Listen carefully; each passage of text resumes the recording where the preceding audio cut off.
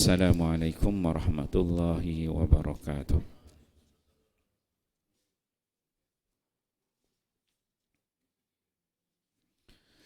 Himpunan hadis-hadis sahih, amalan sunnah puasa dan Ramadan.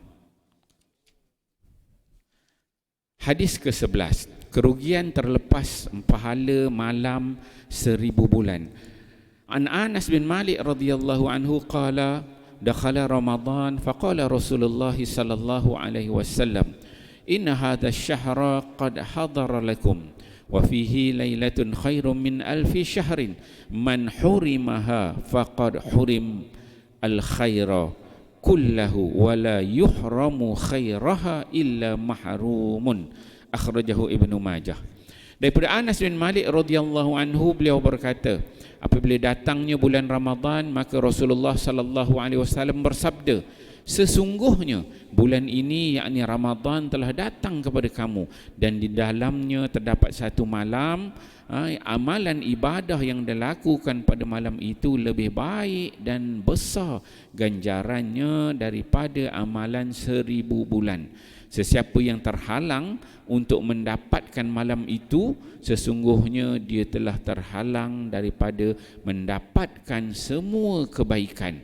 Sesungguhnya tidak akan terhalang seseorang daripada semua perkara itu kecuali orang yang telah dihalang daripada mendapat petunjuk daripada Allah Subhanahu wa taala. Riwayat Ibnu Majah. Pengajaran hadis. Bulan Ramadan adalah penghulu segala bulan, kerana di dalamnya ada satu malam yang beribadah padanya lebih baik daripada 1000 bulan, iaitu Lailatul Qadar. Siapakah yang akan memperolehinya? Hanya Allah sahajalah yang maha mengetahuinya. Walau bagaimanapun, seorang hamba akan mendapat hadiah daripada yang maha pemberi apabila hamba tersebut menunaikan segala perintahnya dan meninggalkan larangannya dengan penuh ikhlas. Di akhir hadis ini, Nabi SAW memperingatkan tentang kerugian yang akan dialami apabila terlepas malam tersebut, dan tidak syak lagi kerugian yang sebenar-benar kerugian apabila nikmat yang sedemikian besar adalah dimusnahkan oleh dirinya sendiri. Hadis ke-21, bilakah Lailatul Qadar? An Abi Salamah qala sa'altu Aba Sa'id wa kana li sadiqan faqala i'takafna ma'an Nabi sallallahu alaihi wasallam al-ashra al-awsat min Ramadan fakharaja sabihata 20 fakhatabana wa qala inni uritu lailatal qadri summa unsituha aw nusituha faltamisuha fil ashril awakhiri fil witri wa inni ra'aitu anni asjudu fi ma'in wa tinin faman kana i'takafa ma'a Rasulillah sallallahu alaihi wasallam falyarji' farja'na wa man nara fi samai qaza'atan faja'at sahabatun famatarat hatta sala saqful masjid wa kana min jaridin nahli wa uqimat as-salah fara'aitu Rasulullah sallallahu alaihi wasallam yasjudu fil ma' wa tin hatta ra'aitu athar at-tin fi jabhatihi. Akhrajahu Bukhari. Daripada Abu Salamah radhiyallahu anhu, beliau berkata, aku bertanya kepada Abu Sa'id Al-Khudri yang merupakan sahabat karibku. Maka beliau pun menceritakan, kami pernah beriktikaf bersama Nabi sallallahu alaihi wasallam pada 10 malam pertengahan dari bulan Ramadan. Kemudian baginda sallallahu alaihi wasallam keluar pada waktu subuh ke-20 malam yang akhir, lalu menyampaikan khutbah kepada kami dengan bersabda, sesungguhnya aku diperlihatkan tentang Lailatul Qadar. Namun aku lupa atau dilupakan waktunya yang pasti. Namun carilah pada 10 malam terakhir pada malam yang ganjil. Sesungguhnya aku melihat bahawa aku sujud di atas tanah dan air yang becak. Oleh itu, sesiapa yang sudah beriktikaf bersama-sama Rasulullah sallallahu alaihi wasallam, maka pulanglah. Maka kami pun pulang dan tidaklah kami melihat awan yang tipis sekalipun di langit hingga kemudian tiba-tiba datang awan yang banyak. Lalu hujan turun hingga air menitis kerana bocor dari atap masjid yang diperbuat daripada daun kurma. Kemudian setelah salat subuh selesai, aku melihat Rasulullah sallallahu alaihi wasallam sujud di atas air dan tanah yang becak hingga aku melihat sisa-sisanya pada dahi beliau. Riwayat Bukhari. Pengajaran hadis. Lailatul Qadar adalah malam yang dirahsiakan waktunya oleh Allah Subhanahu wa taala. Rasulullah sallallahu alaihi wasallam menggalakkan kepada umatnya supaya meningkatkan amalan ibadat pada malam-malam ganjil pada 10 malam akhir Ramadan. Ini menjadi satu panduan bahawa Lailatul Qadar berlaku pada malam-malam, pada mana-mana malam tersebut, dan sebaik-baiknya beramallah di sepanjang bulan Ramadan tanpa menghadkan kepada mana-mana malam bagi meningkatkan peluang untuk mendapatkan Lailatul Qadar. Sesungguhnya satu keberuntungan yang amat besar dan istimewa kepada seseorang hamba apabila dikurniakan kepadanya beribadah pada malam Lailatul Qadar. Alhamdulillah, tuan-tuan beliau, pagi ini kita membaca 2 hadis Nabi sallallahu alaihi wasallam. Hadis yang pertama ni hadis yang menceritakan tentang ruginya kalau kita terlepas malam Lailatul Qadar. Yang mana dalam hadis ni benda penting yang disebut dekat akhir tu. Yang awal tu dah biasa dah kita dengar. Dekat akhir hadis ini kata, man hurimaha faqad hurimal khaira kullahu wa man yuhram khairaha illa mahrumun. Maksudnya malam Lailatul Qadar ini daripada hadis, spirit daripada hadis ni kita boleh faham kita semua berpeluang untuk dapat malam Lailatul Qadar. Yang pertama. Yang kedua, kalau kita ni bangun untuk qiyam dalam bulan Ramadan ni, daripada awal 1 Ramadan sampai akhir Ramadan, pasti kita akan dapat malam Lailatul Qadar. Itu yang kedua. Yang ketiga, penekanan yang Nabi sebutkan pada 10 malam yang akhir. Yang ketiga. Yang keempat, malam-malam ganjil pada 10 malam yang akhir. Jadi maksudnya kalau kita pada mula memang kita qiyam, confirm dah kita ni semua bersahur kan. Ada tak sahur kan? Mungkin ada tak sahur, tapi kalau bangun sahur, solat 2 rakaat kan, tahajud, sembahyang taubat, minta sembahyang hajat sikit, insya-Allah. Sebab bila kita baca hadis-hadis tentang Lailatul Qadar ni, kita dapat spirit daripada hadis tu. Maksudnya kalau bila Nabi disebut malam Lailatul Qadar, malam tu kalau kita qiyam, kita pasti dapat. Tak disebutkan maksudnya kata pukul 4.45 sampai 4.50, 5 minit je. Tak, dia tak sebut begitu. Ataupun malam Lailatul Qadar tu hanya pukul 3 pagi, 3 sampai 3.2 minit aja. Kita duduk tunggu tu, orang kata tunggu pokok tumbang lah, tunggu air berkutak. Dia bukan, spiritnya bukan begitu. Spirit yang Nabi bawa, yang Nabi sebut, kita qiyam, kita mendapat kelebihan itu sebelah malam. Dan sebab itu dalam hadis-hadis disebut, siapa yang terlepas benda ni memang rugi. Satu, dan hadis ini disebut wala yuhram khairah illa mahrumun. Orang yang tak dapat ni memang rugi sangat. Memang seolah-olah dia tu Allah nak haram, tak nak bagi dia kebaikan. Maksudnya kalau kita tak qiyam. Okey. Kita tengok hadis yang kedua, hadis Abi Salamah. Ini tanda-tanda Lailatul Qadar. Bila waktu berlaku Lailatul Qadar. Hadis Abi Salamah. Abi Salamah ni sa'altu Abu Sa'id. Abi Salamah ni dia tanya dengan Abu Sa'id Al-Khudri tentang Lailatul Qadar. Nak tahulah cerita. Kana li sadiqan. Ni dia kata Abu Sa'id Al-Khudri ni kawan aku, kata Abi Salamah. Kemudian kata Abu Sa'id Al-Khudri, ni orang yang rapat dengan Nabi lah, dia kata i'takafna ma'an Nabi. Dia kata kami ni biasa i'tikaf dengan Nabi sallallahu alaihi wasallam al-ashri al-awsat min Ramadan.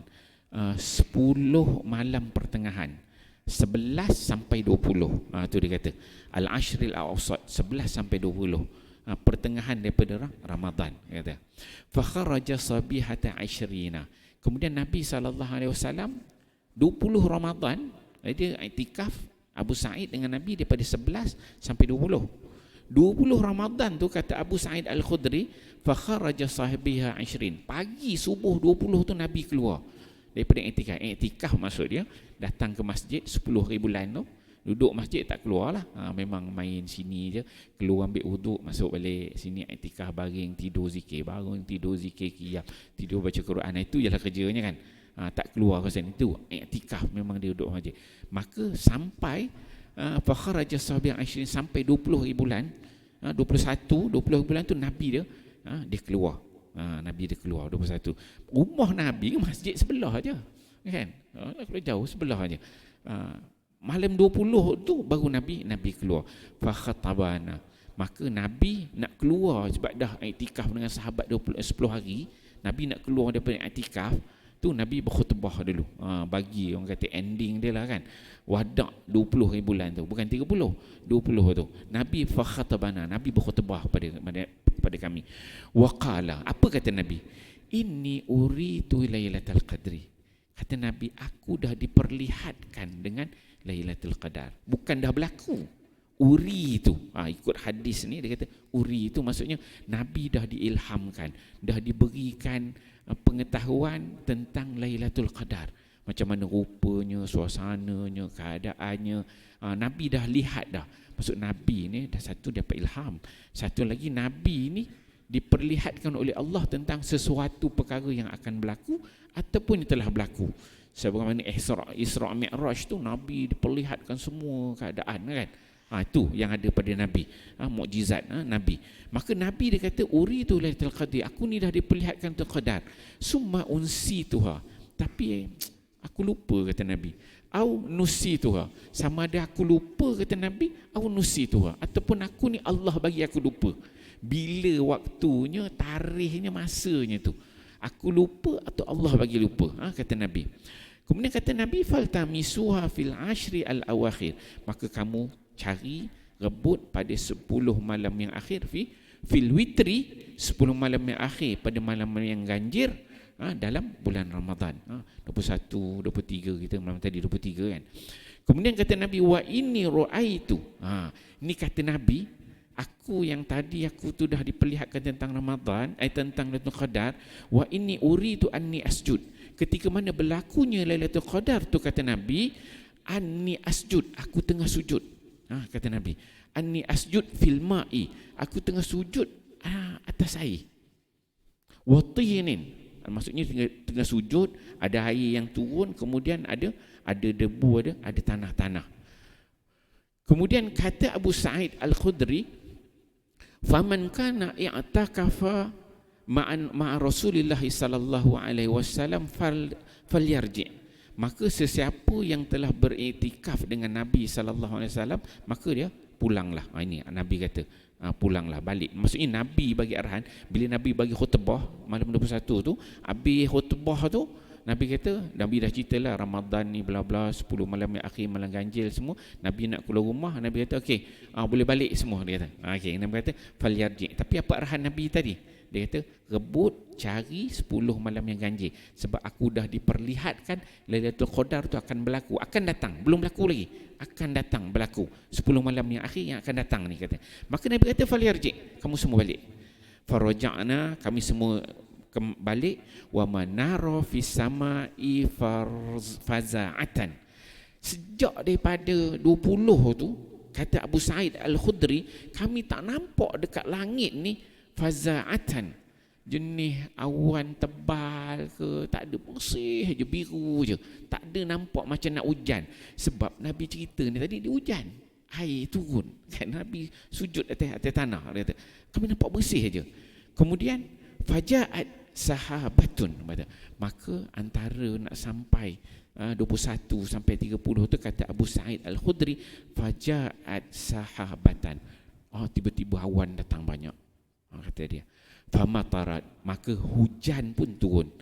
Hatta salah saqful masjid, sehingga hujan yang lebat tu turun, dia menyebabkan bocor saqful masjid. Salah saqful masjid, bocor atap masjid, Masjid Nabawi itu wa kana min jaridin nakhli, yang mana bumbung Masjid Nabawi itu buat daripada daun-daun tamar. Jadi dia hujan tu celah-celah tu turunlah. Kemudian wa uqimatis salah. Wa uqimatis salah, kami pun solat, kami qiyam. Maka kata Abu Sa'id Al-Khudri, dia bagi tahu kepada Abi Salamah tadi, faraitu Rasulullah sallallahu alaihi wasallam yasjudu fil ma'. Ketika ini kepada Abu Sa'id Al-Khudri, dia kata, aku melihat Nabi sallallahu alaihi wasallam yasjudu fil ma', disebabkan hujan tu tadi Nabi dia sujud dalam air. Air Masjid Nabawi ni kan macam tempat kita ni. Kita sini ada atap, tapi sana Masjid Nabawi tu dia punya atap tu dalam 15-10 kaki je. Itu pun daun-daun tamar. Jadi hujan dia tak ada sistem peparitan saliran kita. Masa hujan lebih sikit memang air naik lah, kan? Mudah bahasa dia gitu.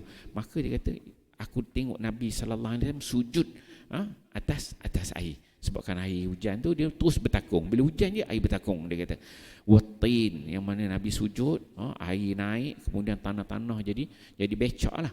Hatta ra'aitu atharatina fi jabhati, sehingga aku melihat Nabi bila dia bangun je daripada sujud tu, ada kesan-kesan tanah yang melekat pada jabhati, pada dahi Nabi sallallahu alaihi wasallam. Itu bila berlaku qadar tu, ikut cerita ni kena hujan. Pagi tadi tak ada hujan ya. Pagi ni cerah kan. Jadi banyaklah. Ini salah satu hadis Nabi sallallahu alaihi wasallam bagaimana kita nak mengenali tanda-tanda Lailatul Qadar. Ada hadis-hadis yang lain sebutkan pagi itu begini. Salah satu tanda dia hujan, tak ada, dia biru je, kemudian datang awan. Itu tanda-tanda Lailatul Qadar. Insya-Allah tuan-tuan mulia kita fahami hadis ini. Amal kita sampaikan dan kita terus qiyam, iktikaf dengan Ramadan. Wallahu a'lam. Subhanakallahumma wa bihamdika asyhadu an la ilaha illa anta astaghfiruka wa atubu ilaik.